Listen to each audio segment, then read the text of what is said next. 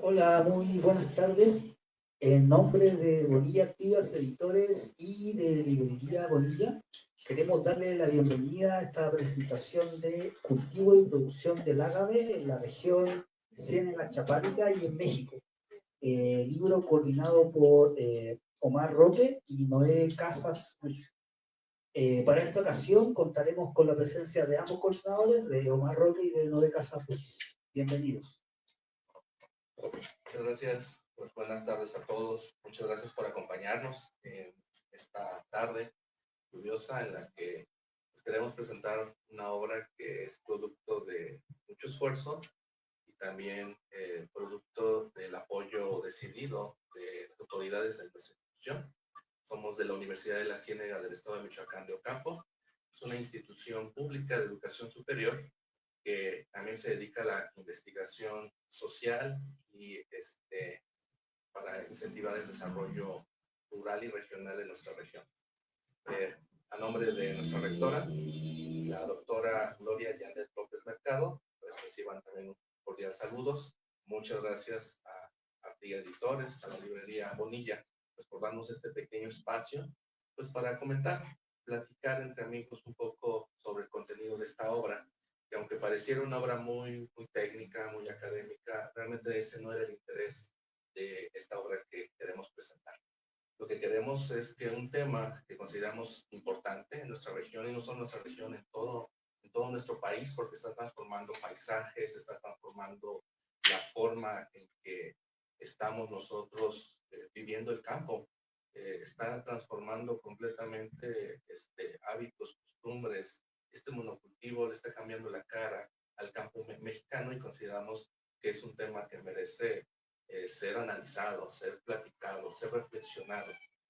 Aparentemente, pues a lo mejor no tiene implicaciones en nuestra vida cotidiana, pero pues, cada vez que salimos a campo, a explorar, a conocer a la gente que se dedica a sembrar, a producir los alimentos que consumimos, nos damos cuenta que sí, productos como estos, los monocultivos como el agave, el aguacate, entre otros, está cambiando el rostro del campo y está creando, pareciera que en un círculo virtuoso, pero ahora un círculo vicioso en el que están cayendo muchos productores, en el que en algún momento vieron dedicarse a la siembra del agave como una forma de ganarse la vida, de poder salir adelante, y resulta que no es así a largo plazo. Muchos de los que se dedicaron a sembrar el agave en sus tierras, ahorita lo han perdido mucho de su desarrollo económico, precisamente por confiar en un producto que parecía que les estaba abriendo el campo, perdón, el comercio internacional, y resulta que no, que se cae el precio del agave, y es un fenómeno que merece ser analizado y estudiado, porque también es una situación que no solamente le ocurre al agave.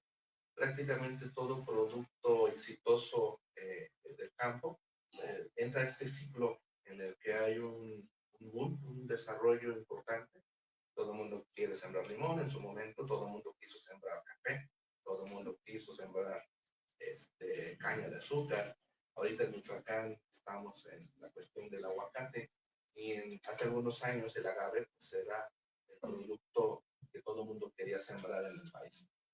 Pero se cayeron los precios y pues vuelvo a repetir, muchos de nuestros productores están cayendo pues en eh,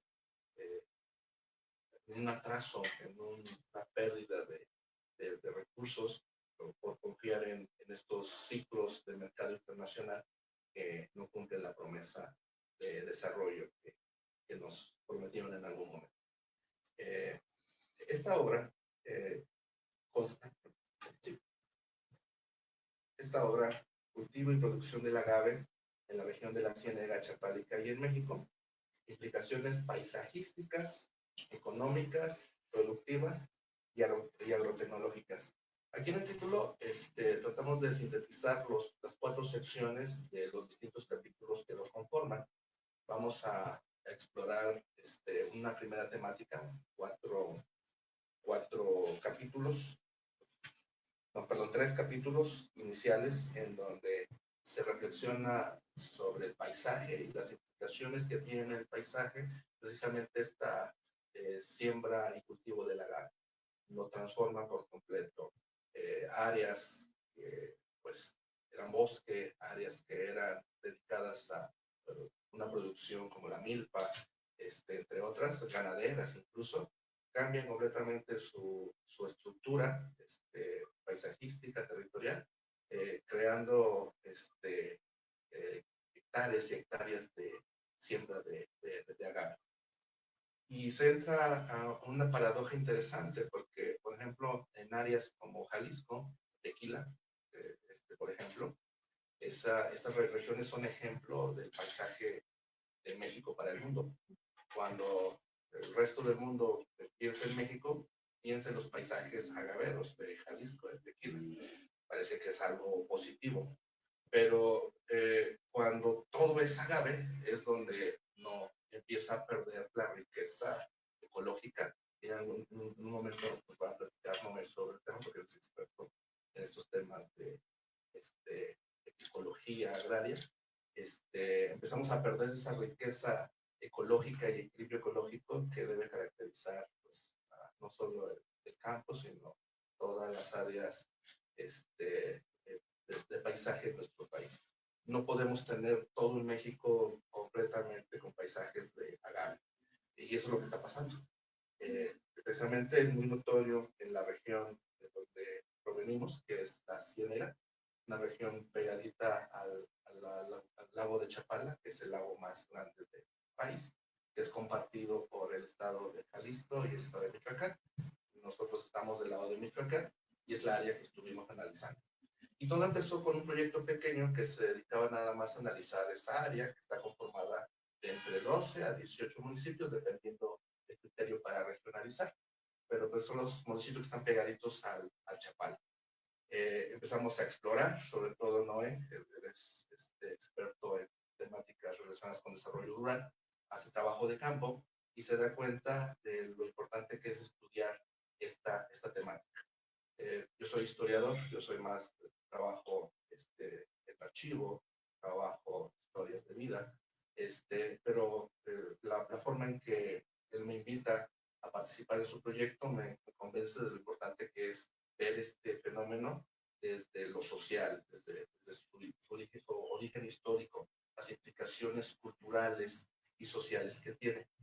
Pero al ir explorando pues la temática, eso fue hace más de 5 años, 4 años más o menos, cuando empezamos a hacer este trabajo de campo, nos damos cuenta que hay implicaciones con otras áreas y empezamos a tener que vincularnos con otros expertos, haciendo de esta obra, que en un inicio era un proyecto netamente social y cultural, en un proyecto interdisciplinario. Más adelante, pues la segunda parte de la obra, que son ahora sí 4 capítulos, analizamos la economía del agave. ¿Qué implicaciones tiene a nivel económico este cultivo y producción del agave?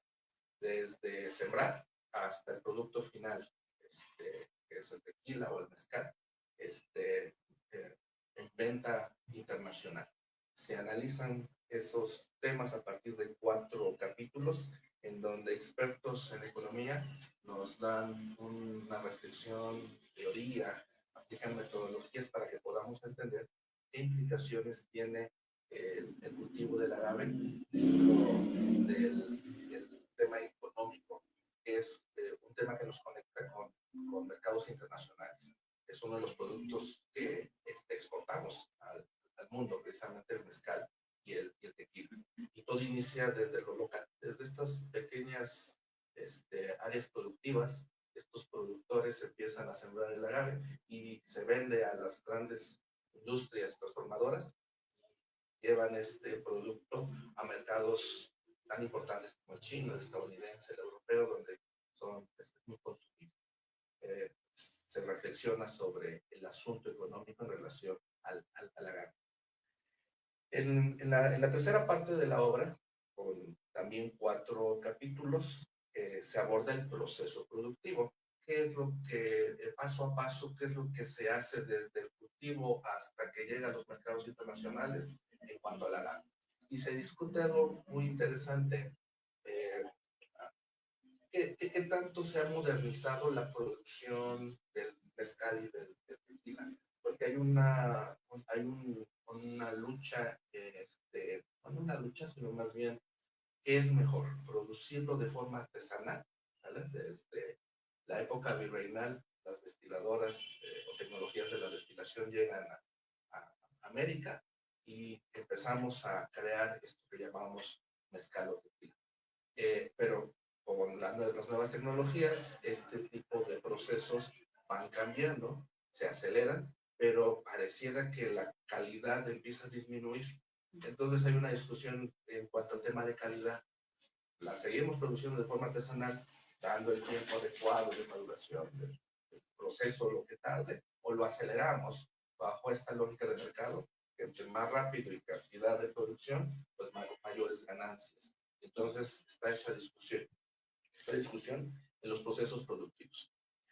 Y por último, tenemos una cuarta sección sobre agrotecnología, que es aquí donde entra la idea que corté hace unos momentos sobre este proyecto, que inició primero como un proyecto social y cultural, una investigación de aspectos sociales y culturales en relación al cultivo del agave, pero terminamos vinculándonos con expertos en varias áreas, en economía, en cuestiones culturales, en cuestiones turísticas, y también en cuestiones de biotecnología, agrotecnología, precisamente porque hay muchos avances en estos campos tecnológicos que a lo mejor pudiesen ayudarnos a resolver estos problemas que estamos viendo desde este primer enfoque social en el que abordamos el tema del agave.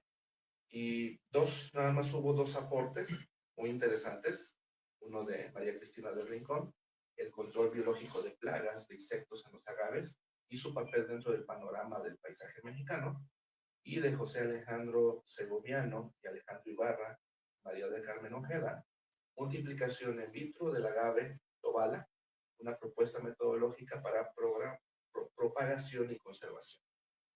Una lección que nos dieron nuestros compañeros es esta necesidad de abrirnos a otras áreas de la ciencia. Nosotros los de ciencias sociales, los de desarrollo rural, desarrollo regional, también necesitamos empezar a comunicarnos con los ingenieros, con los expertos en biotecnología, precisamente porque ellos también tienen una visión un poco más especializada, técnica, en cuanto a la temática que estamos abordando, que es el agave. Entonces también fue esta obra fue un camino de aprendizaje también para nosotros. Siempre habíamos trabajado con antropólogos, con historiadores, con sociólogos, con regionalistas, y pues encerrados en nuestro círculo académico, no nos damos cuenta que en otras áreas también se está abordando el mismo tema desde otra perspectiva, que resultan complementarias a las nuestras, no separadas. Y es una lección que nos llevamos también nosotros de esta obra, ¿vale? Estamos hablando del paisaje desde cuestiones geográficas, históricas, desarrollo, antropología, pero terminamos hablando sobre agrotecnología, precisamente porque hay una necesidad también técnica de mejorar la forma en que se trabaja el campo mexicano, ¿vale? Tiene que haber un equilibrio, es parte de las conclusiones de la obra, de muchas conclusiones que iremos mencionando algunas de ellas, que debe haber un equilibrio entre esta herencia cultural que nuestros ancestros y generaciones anteriores nos han dado, no solo en temas del agave, sino siembra de maíz, siembra de muchos productos que consumimos en la actualidad, ¿vale? De las cuales tenemos que aprender y tenemos que cuidar. Es patrimonio cultural de todos los mexicanos, ¿vale? Pero también tenemos que estar abiertos a estas nuevas tecnologías que pueden ayudar a los productores a salir adelante, porque si tenemos un rezago y un problema es en el campo mexicano. Todas esas personas que día a día tienen unos trabajos más duros, es algo personal, pero pues mi suegro se dedicó muchos años al campo y vi lo difícil que es sembrar el campo. Es un esfuerzo constante que ellos hacen, y todo lo que podamos hacer para ayudarles, pues bienvenido. Bueno, ¿quieres comentar algo Sí. específico, no? Bueno, un poquito vamos a comentar el origen de la idea del libro. Buenas tardes a todos y todas, también a quienes nos ven en redes sociales. Bueno, a mí me gustaría comentar un poco en este primer bloque cómo surge la idea, ¿no? La idea de este libro, al principio, pues bueno, era una idea un tanto acotada, era un trabajo interno entre compañeros de la universidad, que como dice Omar, en la Universidad de la Ciénega tenemos diferentes carreras, ¿no? Algunas pegadas a las áreas sociales y otras más de las áreas de ciencia dura, ¿no? Entonces, un poco mi formación que está en medio de estas dos áreas me permitió fungir como una especie de puente, ¿no? Hacer este enlace que dice Omar, ¿no? Yo, al ser de formación agrónomo, pero con una o con una área técnica de agronomía, pero también con una área social de preocupación por la clase trabajadora, por el campesinado, me permitió fungir como este puente y empezar a plantear en la universidad estas carreras técnicas que estaban o siguen estudiando los agaves desde el punto de vista químico, de la reproducción in vitro, de cuestiones muy químicas y nanotecnológicas que tenemos allá en la universidad. Yo notaba que estaban haciendo sus esfuerzos por tratar de estudiar el agave para tratar de contener o darle algún uso a estos productos de desecho que salen del agave, que es una situación que muchas veces el público que consume los productos culturales como tequila allá en Jalisco, ¿no? Como este paisaje agavero que se vende muy bonito y lo vemos en los comerciales, campos y campos, hectáreas y hectáreas de agave, detrás de eso hay afectación, ¿no? Y hay una industria, y esa industria genera desechos, y esos desechos, pues algunos de los compañeros de la universidad pues están tratando de tomar ese desecho y generar una materia prima para poder aprovecharlo y que no se vierta a los ríos, ¿no? Por ejemplo, las pinazas o el bagazo, tratarlo de tomar para hacer otros productos, ¿no? Hay quienes están haciendo tabiques. Entonces veía esa situación,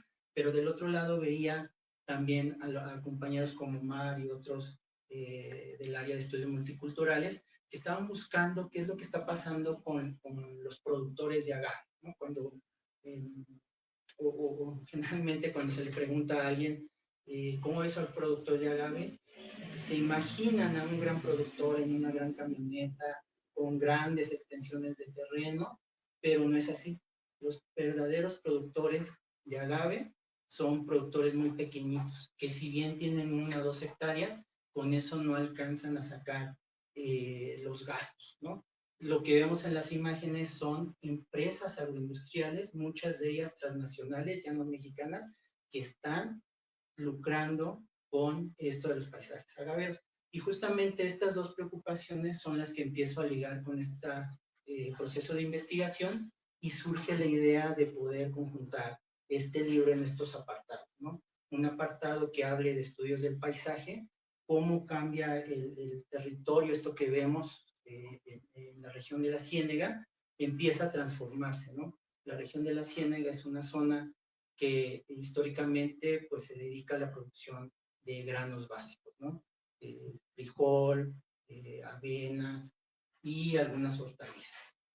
Y con este boom, famoso boom del agave que empieza por ahí del año 2003 y se va extendiendo hasta el 2025, la región que tiene algo que se llama denominación de origen, que es una área específica donde se autoriza el cultivo de agaves, particularmente de uno que es el que se utiliza para tequila, que es el agave azul, y denominación de origen también para mezcal. Entonces, esta región tiene esa característica y eso le permite que se empiece a producir agave, ¿no?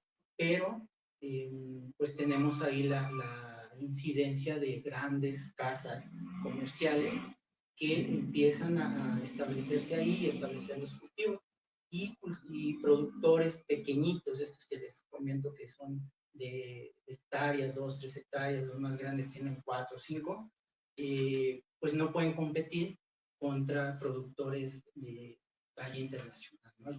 Hay empresas que pues tienen todo el respaldo y todo el capital internacional y que son quienes están realmente llevándose todas las utilidades, ¿no? Entonces, en el libro parte de lo que se trabaja es este puente, ¿no? Ver qué es lo que pasa con el paisaje, cómo está cambiando a raíz de la llegada de las agroindustrias, qué es lo que pasa con los pequeños productores, cómo están viviendo esta situación en un primer momento del auge, del boom del tequila, quiénes sí se vieron beneficiados y quiénes no, ¿no? Porque hay quienes perdieron absolutamente todo, ¿no? Cuando digo todo, tengo entrevistas de gente que vendió casas por poder invertir y no le pegó a los precios del agave cuando tenía que jimar y se quedó sin nada y con una deuda más, ¿no?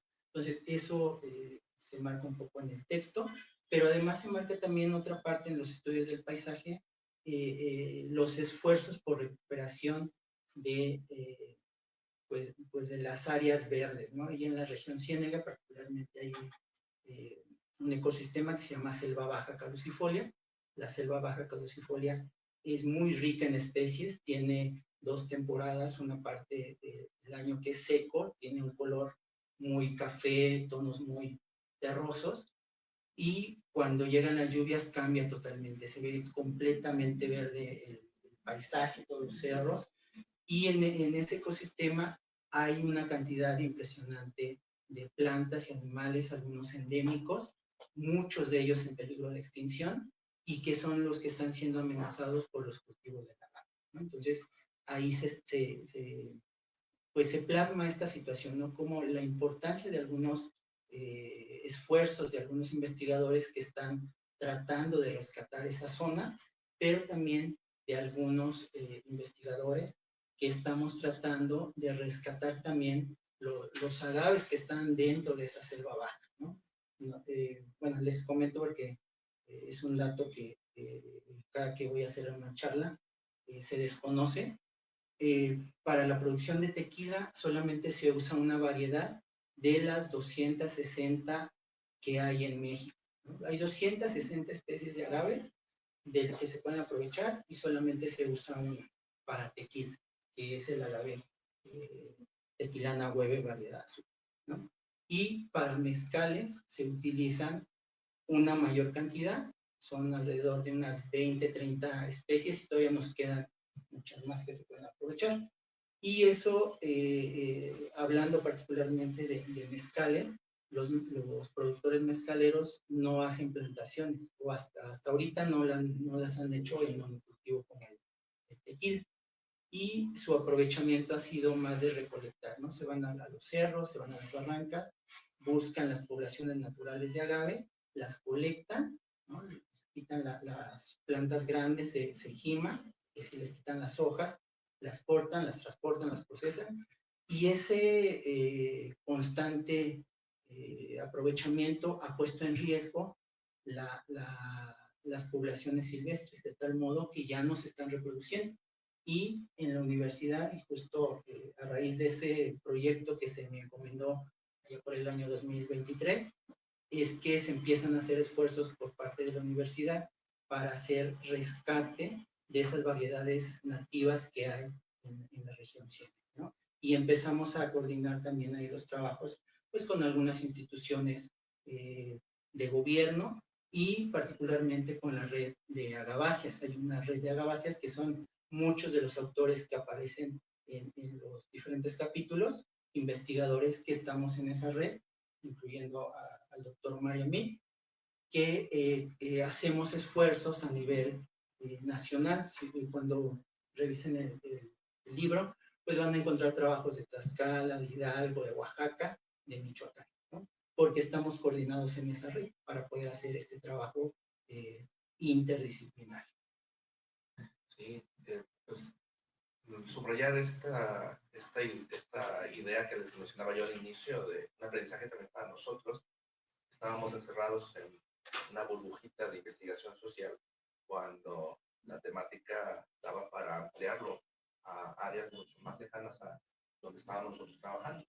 Entonces, de un proyecto pequeño en una región de Michoacán, sale un libro, el cual abarca prácticamente todas las regiones mezcaleras y tequileras del país. Tlaxcala, Puebla, Oaxaca, Jalisco, Michoacán, entre otras.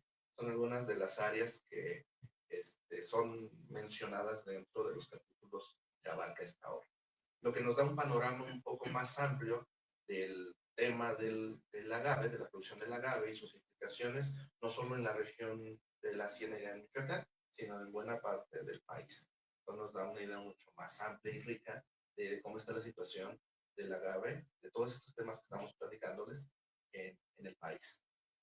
Hay que subrayar también que esta obra sería una realidad sin el apoyo de las autoridades de la universidad. En su momento, el anterior rector, el doctor Sergio Cedillo, fue nuestro rector en el periodo en el que hicimos esta investigación y sacamos esta obra.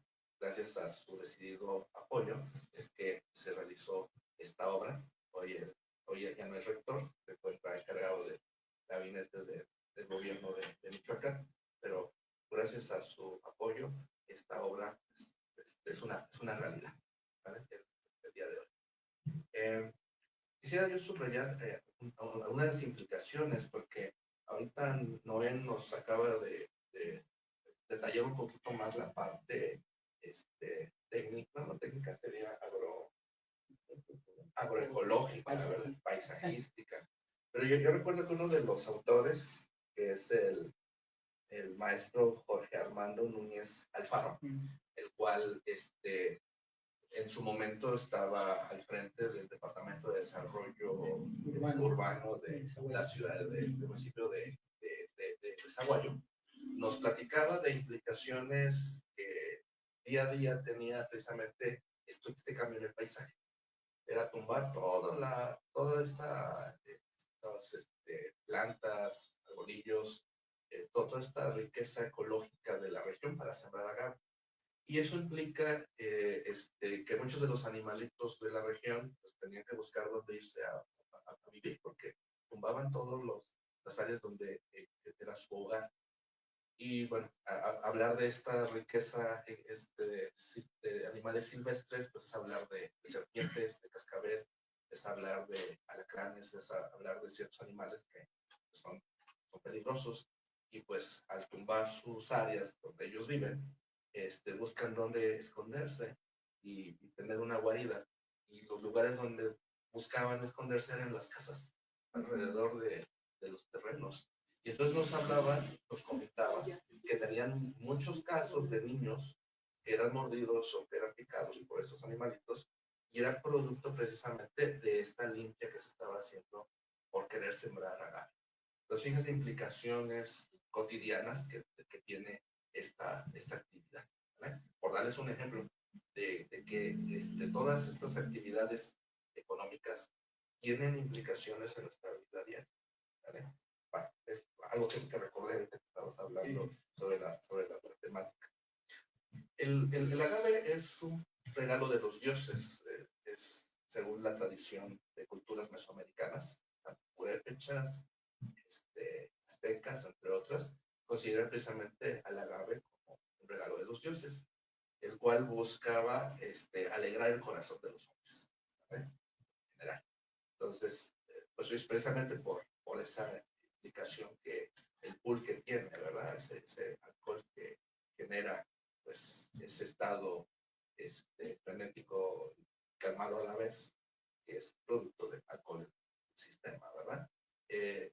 Pero ese regalo que nos dio los dioses supuestamente, ahorita se vuelve una maldición, precisamente por estos fenómenos que estamos platicando, ¿verdad?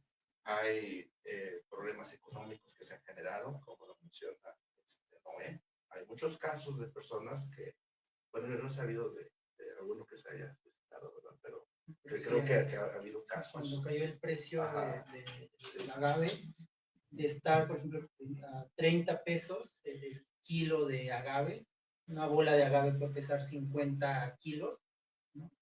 y de estar a 30 pesos el kilo, pasó a $1. Entonces ahí hubo pérdidas muy grandes y sí, al menos en Jalisco sí hubo casos de. Sí, entonces, pero esas implicaciones, ¿verdad? Porque uno nada más ve la cara, como menciona Noé, de la empresa transnacional que te vende la botellita de tequila, ¿verdad? Muy bonita, comerciales, mercadotecnia, ¿verdad? Pero hay un precio grave, un precio terrible, que la gente que se dedica a esto tiene que pagar. Y es parte de lo que estudiamos, porque el cultivo del agave, las producciones de tequila y de mezcal, no solamente es ganancias por el mercado, hay vidas que destruyen precisamente por esta crisis en la que el último año cayó la producción del agave. Entonces, subrayar esa parte. Y bueno, como les mencionaba yo al inicio, pues abrimos con una introducción en la que les damos estos datos históricos, culturales sobre el agave, reflexionamos un poquito en relación a ello. También hacemos esta reflexión que les mencionaba yo, que no nada más es para el producto del agave, prácticamente todo producto agrícola pasa por ese ciclo de auge y empieza la crisis. Les daba yo el ejemplo de la caña de azúcar, del café, de la naranja, del limón. Prácticamente todos los productos pasan por ese proceso. Y yo creo que es algo que todo productor debe de conocer, ¿vale? Porque esto que le pasó a los productores del agave, le pasó a los productores de café, le pasó a los productores de limón, le pasó a todo el que se ha intentado, pues, ganarse la vida con alguno de estos productos. Y bueno, una lección, bueno, quisiéramos que fuera una lección para nosotros los michoacanos con el aguacate. Sigue el auge, pero pronto esa burbuja va a reventarse. Tenemos que estar preparados, ¿vale? Para cuando ocurra eso, sobre todo los que se dedican a ello, ¿vale? Bueno, no sé, Noé, si nos quieras platicar un poco específicamente del capítulo. Sí. Por favor. Bueno, algo que me tocó trabajar, y bueno, el que sigo trabajando, es algo que llamo los imaginarios del paisaje, ¿no? Y bueno, y esta idea la tomo del urbanismo. En el urbanismo hay un concepto que dice que hay ciertas zonas de la ciudad donde nosotros imaginamos cosas o tenemos sensaciones, y hay espacios, si ustedes reflexionen en su interior, en el lugar donde viven, en el barrio donde viven, hay ciertas zonas donde dicen, bueno, esto no podemos ir porque lo siento peligroso, y se crea todo un imaginario, ¿no? Sin que lo conozcamos y lo vamos transmitiendo. Pero hay otras zonas de los espacios de las ciudades que son agradables, son gratos, son familiares, ¿no? Y evocan recuerdos y sensaciones. Pues ese concepto lo traslado al estudio del paisaje y empiezo a ver cuáles son estos imaginarios que los actores sociales, es decir, la gente de gobierno, los productores pequeños, medianos y grandes, ¿no? Los industriales, las academias y la población, la ciudadanía en general que habita este territorio de la región ciénega, pues tienen en relación al fenómeno de establecimiento de plantaciones de agave en la zona, ¿no? Y el capítulo, que es el capítulo número 2, que precisamente lleva ese título, Los imaginarios del paisaje agavero en Zaguayo, Michoacán, pues busca un poquito retratar eso, que cada uno de estos actores, cómo lo ven, ¿no? El sector gobierno, pues lo que busca es atraer economía, ¿no? Y las economías se mueven a través de industrias, de poner fábricas, de generar fuentes de empleo, y el sector tequilero justamente sí es una agroindustria que promueve eso, ¿no?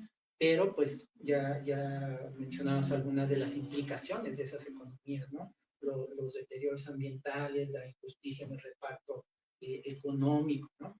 Y sobre todo las afectaciones a la población, ¿no? Omar ya mencionaba esta parte que Armando, que también escribe en el libro, mencionaba con las especies que se les quita su hábitat y se tienen que refugiar a las orillas, pero también me gustaría mencionar que en el capítulo 1 justo hay una pequeñita parte que muestra cómo una extensión alrededor de 40-50 hectáreas se le removió la selva baja, esta cubierta vegetal que se tenía, y en algunas zonas con ese mismo fenómeno, pegadas a la ciudad de Sahuayo, sufrieron en época de lluvias. Este proceso se hace antes de las lluvias, llega el periodo de lluvias y se crea un deslave.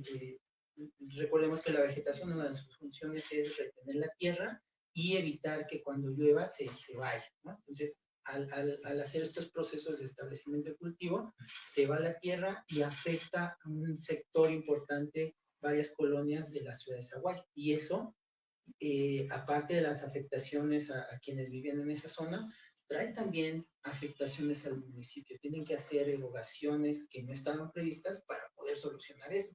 Y eso ocurre en muchas zonas del país donde se está llevando a cabo estos procesos, ¿no? Y también en el libro se deja ahí cuenta un poco, y en mi capítulo, los gobiernos, los presidentes municipales y algunos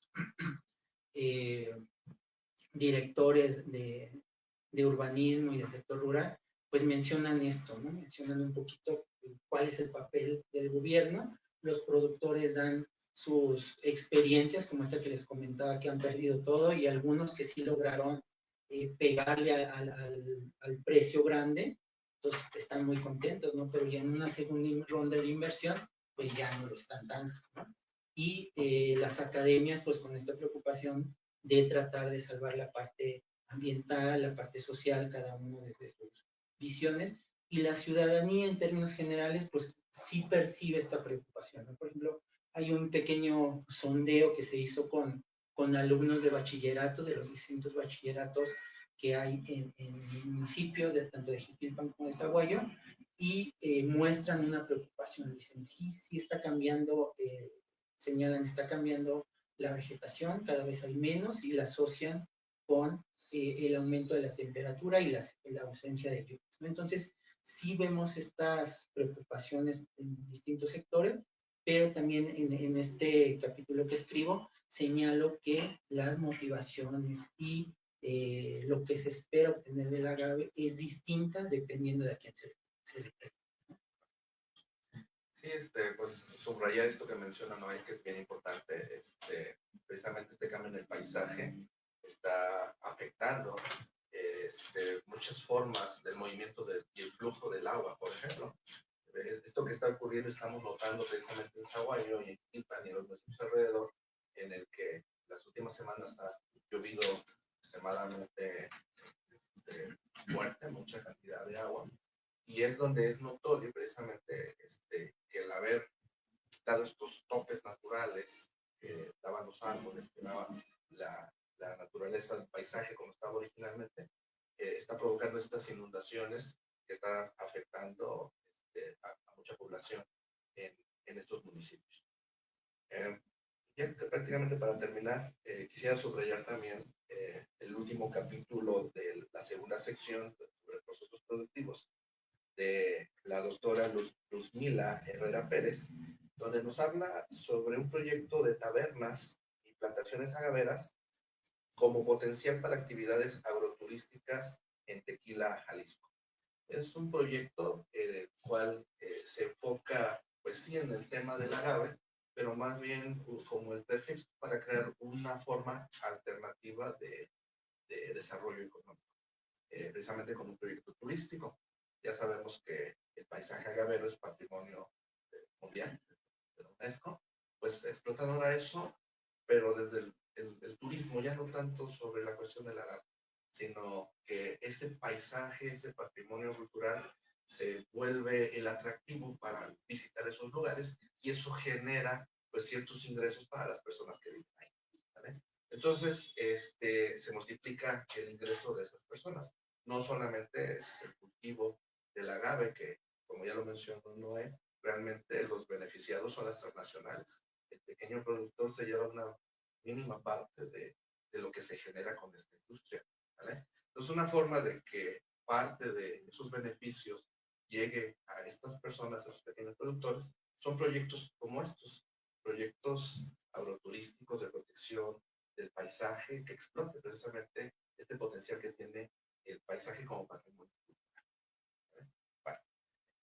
Como observan, esta obra abarca muchas temáticas, ¿sabes? Sociales, técnicas, culturales, económicas, productivas.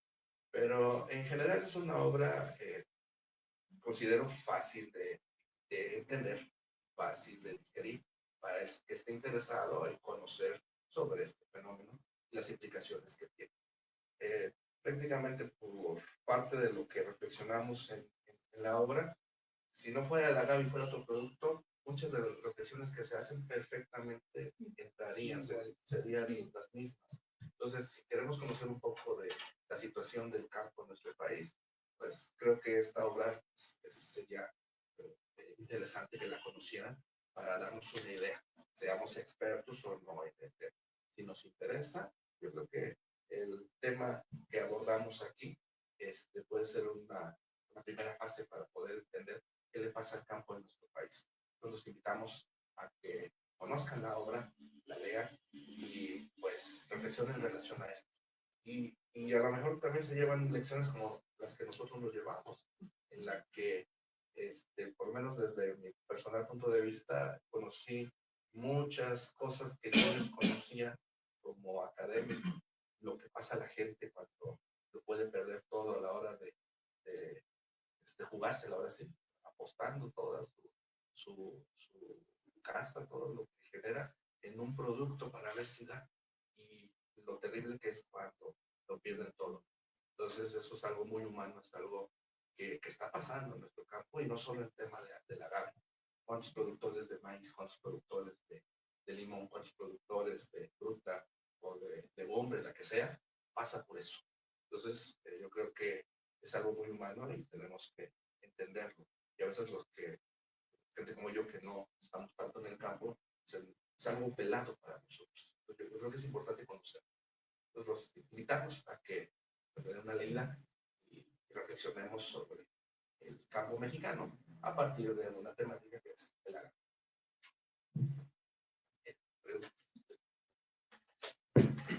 Bueno, tal como aquí Omar Roque nos informa, si alguna persona del público desea hacer algún comentario, pregunta, consulta, hay micrófono disponible por si desea intervenir.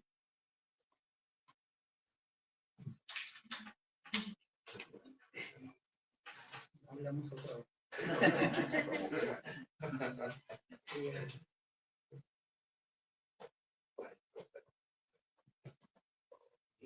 Buenas tardes, yo agradezco toda la información. Como tal, uno desconoce todo lo que sucede, pues, que llevamos nuestros jitomates, frutas, verduras a nuestra mesa y que no sabemos de todo lo que ocurre atrás, ¿no? Ser una conciencia, eso para mí es, pues, valorar más lo que llevo a mi mesa y a mi casa. Gracias. Muchas gracias.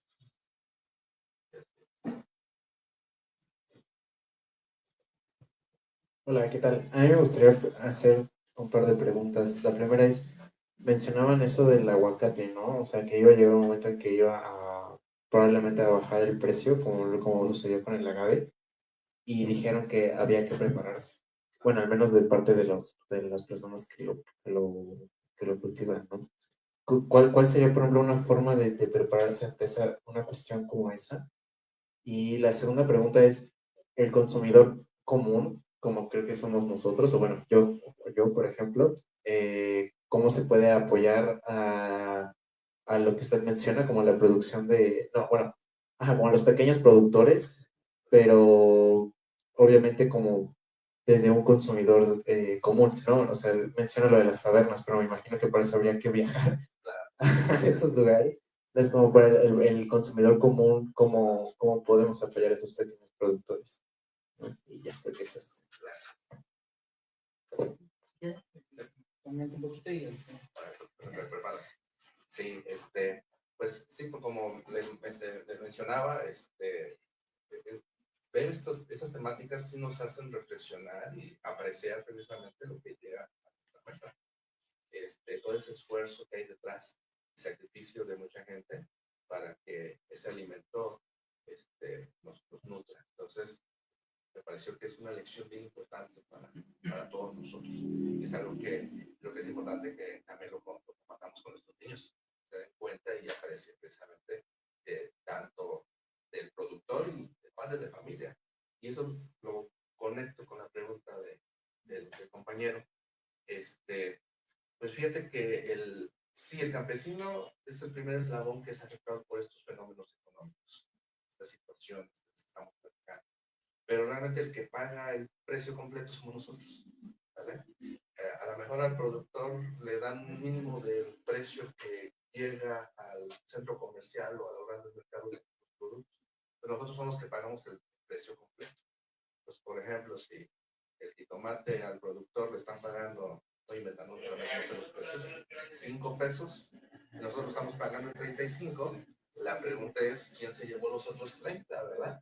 Y yo creo que parte de lo que tenemos que hacer para resolver estas problemáticas es ver quiénes son los intermediarios que se están llevando esos 30 pesos.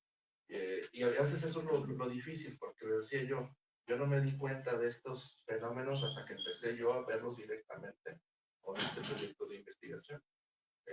También nosotros tenemos ese problema, tenemos un supermercado, un mercado, que son los intermediarios de lo que realmente está pasando en el mercado. Tal vez una solución sería precisamente ver la manera de cómo vincularnos con los productores, ¿vale? Directamente con ellos, porque ellos les pagan lo mínimo, ¿vale? Pero ya hay un sistema que evita precisamente que haya contacto entre el consumidor y el campesino, el productor. Hay todo un sistema muy complejo que no permite tan fácil esa relación directa. Entonces tenemos que buscar la manera de cómo vincularnos con la gente de campo. Y bueno, como menciona, pues a lo mejor ir hasta allá, pues es difícil, ¿no? Pero por ejemplo, ustedes en la Ciudad de México conozco que tienen mucha relación con productores de los alrededores, los pueblitos de los alrededores, los famosos marchantes, ¿no? Que vienen y ofrecen sus productos en la calle. A lo mejor sí podemos empezar a comprarles directamente a ellos, podría ser un pequeño paso para eliminar esos intermediarios que inflan tanto el precio. Una idea, sin ser experto en el tema. En cuanto al tema del aguacate, sí prepararnos, bueno, era algo que se me ocurrió al momento, bueno, no lo había yo reflexionado así. Un plan, sí se necesita un plan, hay que estudiarlo. De lo poco que sé sobre el tema, sé que los estadounidenses, las universidades estadounidenses ya están buscando forma de modificar el aguacate para que ellos sean los productores, así como lo hicieron con el maíz transgénico. Nosotros éramos los productores número uno de maíz a mediados del siglo XX, ¿vale? Pero ellos implementaron biotecnología para mejorar la semilla y producirlo a un precio mucho menor y con ventajas genéticas, ¿vale? Ahorita se está discutiendo qué tan bueno es ese transgénico, ¿no? Están haciendo estudios, que dicen que son malos, que no lo son, pero pues lo que es una realidad es que eso que hicieron los estadounidenses nos quitó el mercado, o sea, nos eliminó como los productores número uno y ahora ellos son los productores número uno de maíz, ¿vale? El plan es así, los estadounidenses ven que ahorita el aguacate es el oro verde y quieren apoderarse de este producto y están trabajando genéticamente el aguacate para que ellos se vuelvan los principales productores. Todavía no lo han logrado, pero en cuanto lo logren, se revienta la burbuja y empieza el momento de crisis para nuestro propio mercado. Entonces yo creo que algo que debemos estar visualizando es precisamente qué están haciendo la competencia, los países extranjeros, porque también pasó con la caña de azúcar, con los brasileños, hace más de un siglo pasó con el café. El problema es qué están haciendo los mercados externos para quitarnos a nosotros el mercado que ya tenemos consolidado, ¿vale? Yo creo que me fijaría primero en esos aspectos. Otra cosa que también podría yo mencionar en cuanto a esta pregunta de estos ciclos agrícolas es algo que se está discutiendo actualmente como una alternativa al mercado global. Durante muchos años nos predicaron esta idea de que teníamos que ser parte de un mercado global, que nosotros éramos parte de un sistema mucho mayor y nosotros estábamos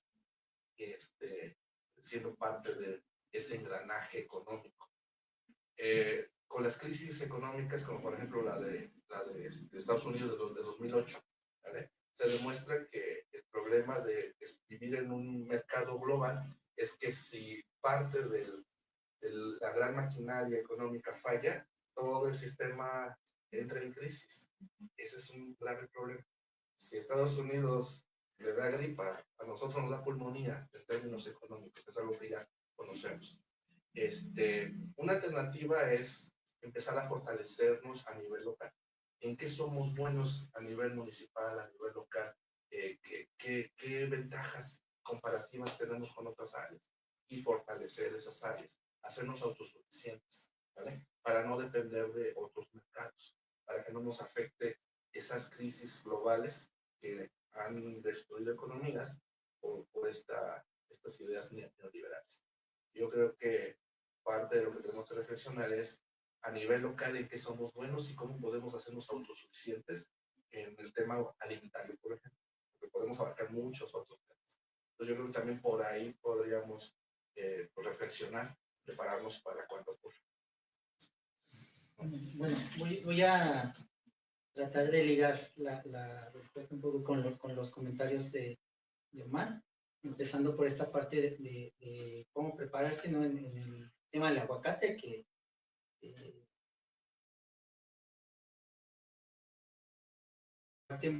los procesos que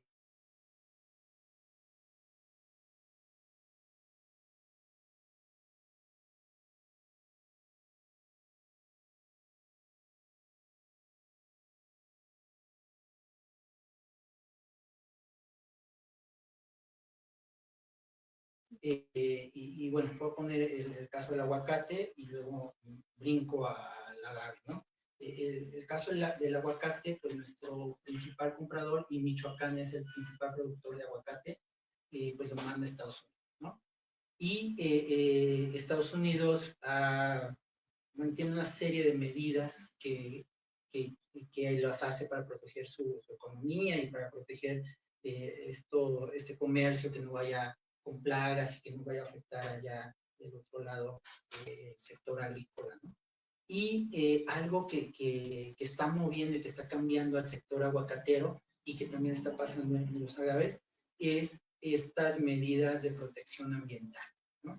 Los consumidores a nivel internacional, y pongo el ejemplo del caso americano, del caso europeo, son consumidores que tienen una preocupación mayor para las áreas naturales, las aves, y por eso hay tantas certificaciones. Entonces, si nosotros vemos el aguacate que se está exportando a Estados Unidos y otras regiones del mundo, llevan sellos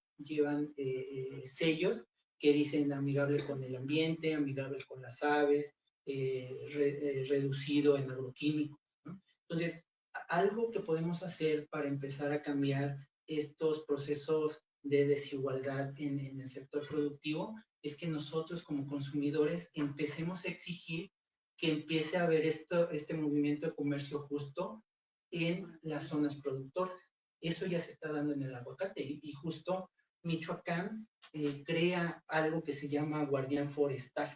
Si ustedes le teclean ahí en su buscador de confianza, le ponen guardián forestal Michoacán y les va a aparecer una página donde está el territorio michoacano y van a poder ver las plantaciones de aguacate que cumplen con no deforestación, ¿no? Entonces, eso se dio a raíz de una exigencia de un mercado. Y eso mismo está ocurriendo en el caso del agave. Y quien empezó fue Jalisco. Jalisco, y esa es una de las causas que explican por qué otros territorios empiezan a verse plagados de agave, porque Jalisco, recordemos que tiene una denominación de paisaje agavero que la da la UNESCO, y dentro de las normativas que le exige este organismo internacional es conservar el ambiente, el entorno, la cultura y las formas tradicionales de producción. Y le dice, ¿sabes qué? Tú estás generando una industria altamente contaminante que está rompiendo los procesos culturales de la zona que se supone que debes de proteger. Haz acciones para conservar. Y una de las acciones que hace para conservar es poner un certificado que se llama Agave Responsable Ambiental, que es lo mismo que el Guardián Forestal. Lo que nos dice es, a partir del año 2016, yo voy a monitorear en todo Jalisco que las nuevas plantaciones de agave no se hagan en terrenos que hayan sido deforestados. Si tú o si yo detecto una plantación en un terreno que fue deforestado, no te la voy a registrar y no la vas a poder meter a la industria tequilera. No es aceptada. Y la tienen que mover pues en el underground, ¿no? Aquí por ilegal que se da. Ese es otro tema, y no voy a hablar en eso, pero legalmente no se puede meter a la industria tequilera, ¿no? Y eso hace que empiece a haber esta preocupación por los gobiernos para conservar. Pero, ¿qué pasa? La demanda sigue creciendo y se migran a otros territorios, a otros estados que tienen la denominación de origen y que no tienen estas figuras de protección, ¿vale? Pero la misma demanda empieza a surgir, ¿no? Dice, no, pues es agave, es tequila, quiero que venga de zonas de no deforestación. Y en el 2022 o 23, si no recuerdo exactamente el año, se firma en Michoacán este convenio para incorporarse al ARA y va a empezar a aplicar a partir del siguiente año, ¿no? Entonces el gobierno de Michoacán dice, nos vamos a sumar a esta iniciativa y vamos a lanzar nuestra propia versión de ARA de Jalisco, pero ahora para Michoacán, y va a aplicar en el 2027. Entonces, a partir del 2027, las plantaciones de agave ya no tienen que estar establecidas en terrenos deforestados, ¿no? Esa es una medida que ha estado ocurriendo a nivel internacional y que en México, si nosotros como consumidores empezamos a presionar, se puede extender a otros territorios, ¿no? La otra que ha surgido y tiene que ver con esto que Omar nos comentaba de iniciativas locales, ¿no? Los productores que mencionaba hace un momento, pues están buscando estrategias de cómo sobrevivir esta crisis de precio, ¿no? Ya tienen las plantaciones, ya están listas para ser gimadas, pero no hay precio de venta. Entonces, ¿qué están haciendo? Se generaron 2 nuevas organizaciones a nivel nacional de productores de varios estados y lo que están buscando es promover sus propias marcas de tequila, ¿no? Sus propias marcas de tequila, y entonces a raíz de eso, si ustedes le pican ahí a los buscadores, van a empezar a ver que existen otras marcas que no son tan conocidas, que apenas se están posicionando, y entonces una forma de apoyar a estas economías locales es buscar esas otras marcas, estas marcas pequeñitas y sobre todo marcas que estén ligadas a cooperativas de producción de productores. Y hay muchas en mezcales, particularmente en Oaxaca, y están empezando a surgir muchas en el estado de Jalisco, Michoacán y Guanajuato. Entonces, algo que podemos hacer es apoyar estas pequeñas marcas, ¿no? Para poder hacer llegar este recurso con la menor cantidad de intermediarios. Y algo que anotaba ahorita cuando Omar mencionaba esto de las compras, el tequila comercial de estas grandes industrias que les digo, pues se vende en grandes cadenas comerciales. Entonces, algo que se puede hacer y bueno, luego así asumiendo las consecuencias, pues es tratar de dejar de consumir en estas grandes cadenas comerciales, ¿no? Yo sé que en las ciudades es un poco más complicado, pero existe la alternativa de los pequeños mercados. Y aquí en México existen pequeños mercados de productos orgánicos, de productos locales, ¿no? El mercado del 100 y otros que están por ahí. El mercadito de Iztapalapa, que no sé si todavía funcione, donde llegan pequeños productores con producciones muy pequeñitas y que son productos que ellos mismos producen y que están comercializando directamente al productor. Entonces, esas son algunas de las cosas que pudiéramos empezar a hacer.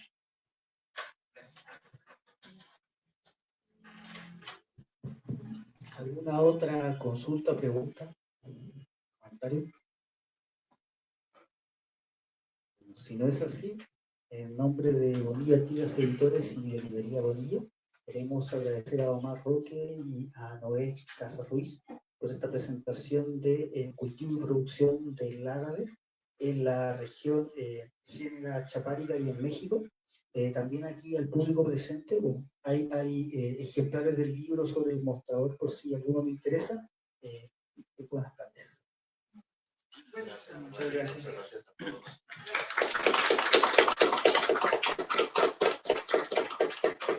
Y antes de acabar, vamos a hacer una rifa de un libro. En la parte de atrás de sus asientos hay un número. No sé si pudieran checarlo, por favor.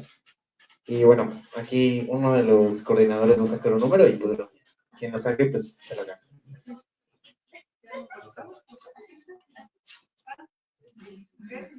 El primero, Y si no, pues ya vamos avanzando. el 15. El 15.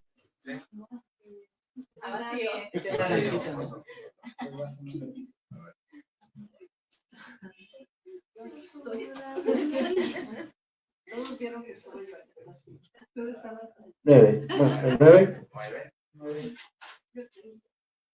9, sí, bravo. Gracias.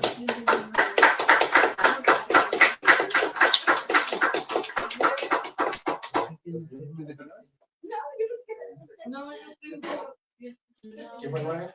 mira, está libre. No, también sí, no. Sí, resiste. 5. 5. Sí. Ah, sí, Sí. bravo.